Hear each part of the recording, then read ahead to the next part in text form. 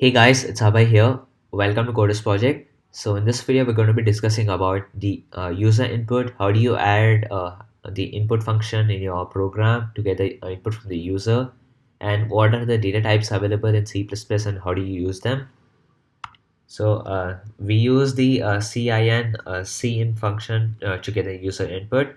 Cin is a predefined variable that reads data from the keyboard with the extraction operator, which is two angular brackets, which is closing angular brackets, or you can say it as facing to the right side.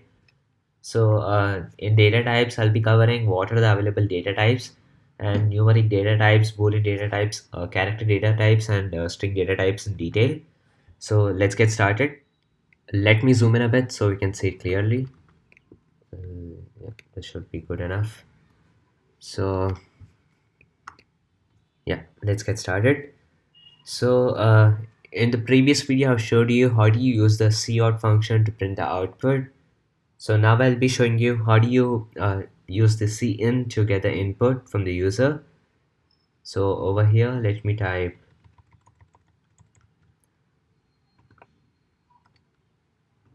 um, enter your age,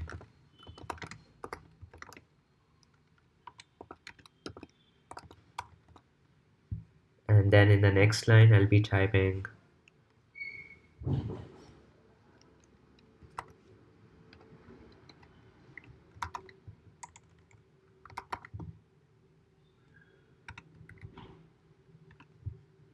let me define a integer x over here, a variable x, and then over here we're going to take the input from the user,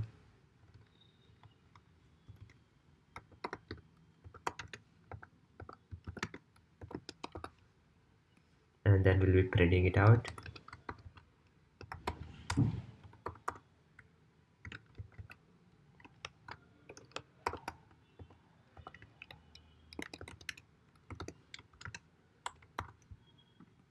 Your age is, and then the variable x, or whatever the input the user has given us, basically his age. So yeah, we are all set. Let's just run it and check it out.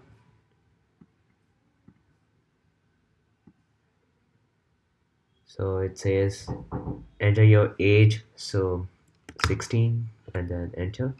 So your age is 16. Let me add a space over here. Yeah, and then enter over here.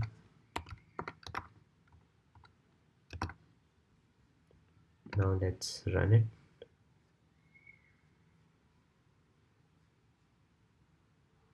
Well, okay.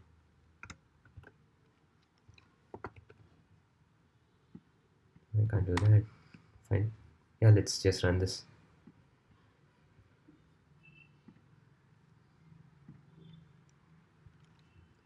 So 16, and then your age is 16. So this is how you play around with the input and output. So make sure you pronounce this cout and cin properly. Cout is for output and cin is for input. So now I'm going to be talking about the data types. What are the data types available in C++? So in the previous video, I've showed you there are many data types like integer, floating point number, or double, then characters, boolean, strings, etc. So now I'll take numeric data types and explain it about detailedly. Yeah, let me remove this. So let me create a variable integer, and I'll name it number1 or num1 equals, let me take it as 100, and then we're going to print this out, cout and num1.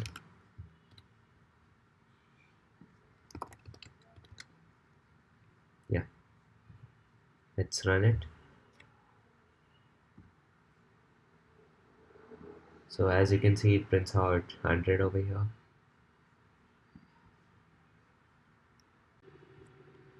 Now I'll show you how do you create a floating point number and double. So basically float and double both are used for creating, dealing with decimal numbers, but there are few limitations. I'll talk about it.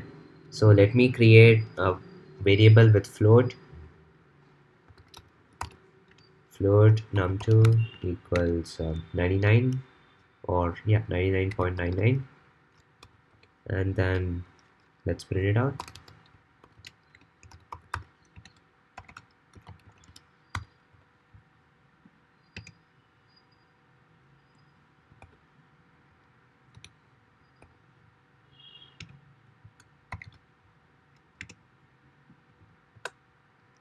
And double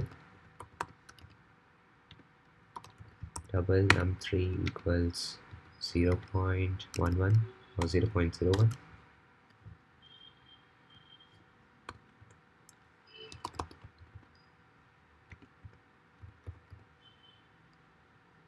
See out.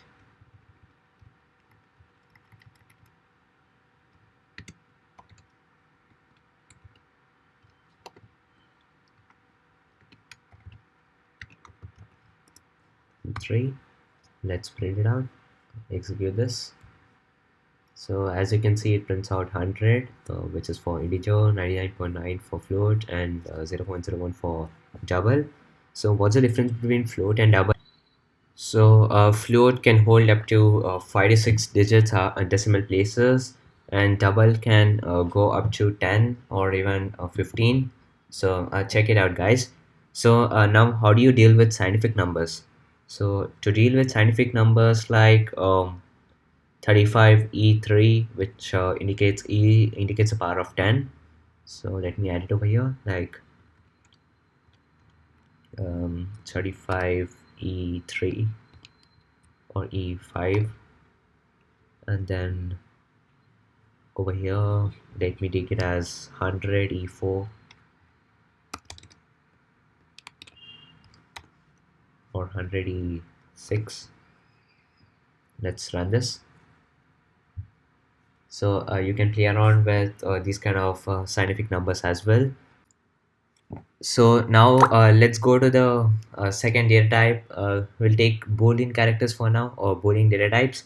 So Boolean data type is declared with the BWL bool keyword and can take values only true or false. So when a value is returned as true, the output will be 1, and the value is returned as false, the output should be 0, or whatever, like vice versa. Now, let's check it out.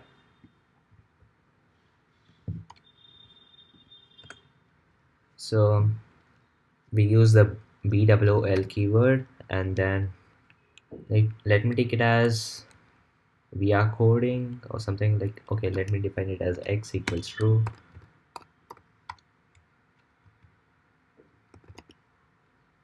and then y equals false,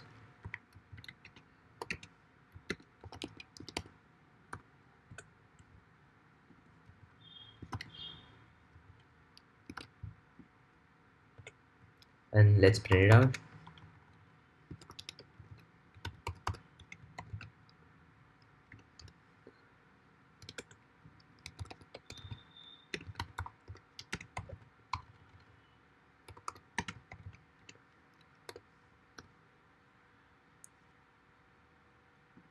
So this is going to return 1 and 0.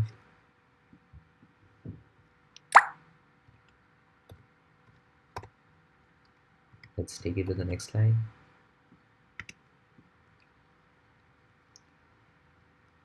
As you can see, it returns 1 and 0 because true is output will come as 1, and then it should be false. If you change this to 1 and this to 0, it's going to give you true and false. Well, yeah, the output is going to be 1 and 0. So this is for true and this is for false. So now let's move on to the character data type. So we use the char data type to use store single characters like small lowercase letters or uppercase letters. The character must be surrounded by single quotes. Let's check it out.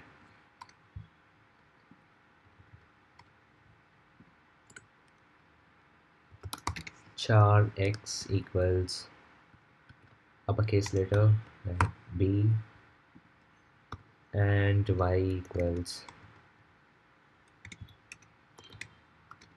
lowercase letter b. Let's print it out.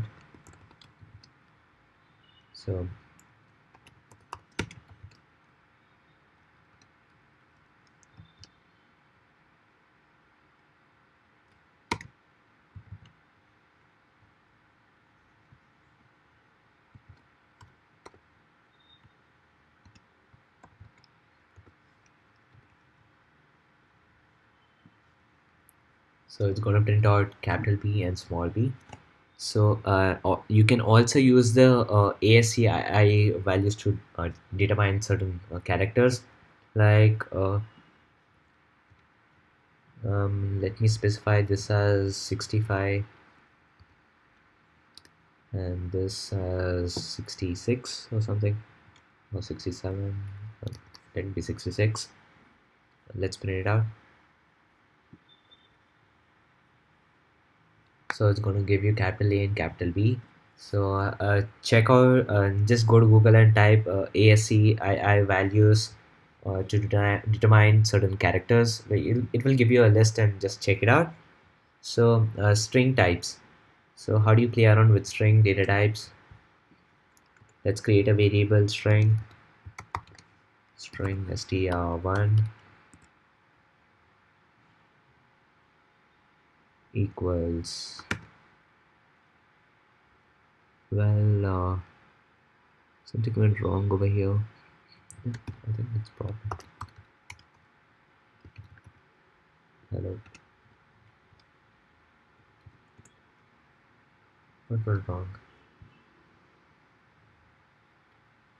Oh yeah, we missed out std, right? Okay. cout, cout, and then str1. Oh, I missed out std again. So it prints out hello. You can play around with this thing, like you can for example, you can say uh, like hello, and then you can ask the user for the input of his name, and then you can end it by saying your name is that, and then greetings or something. uh, I'll be showing it to you when I cover a few of other topics. So let me like give a quick recap of everything whatever we have done today. So today we saw how do you get the input from the user, and then how do you, I mean, what are the data types available for numeric data types, string, boolean characters, etc., etc. So these and all we have covered it today. So in the next video, I'm going to be talking about the C++ operators, and then I'll go in detail about C++ strings, and then C++ math, and then we'll be doing a basic calculator program. So it's going to be fun, guys. So make sure you watch all my videos. Stay tuned for my next video, and do subscribe. See you soon.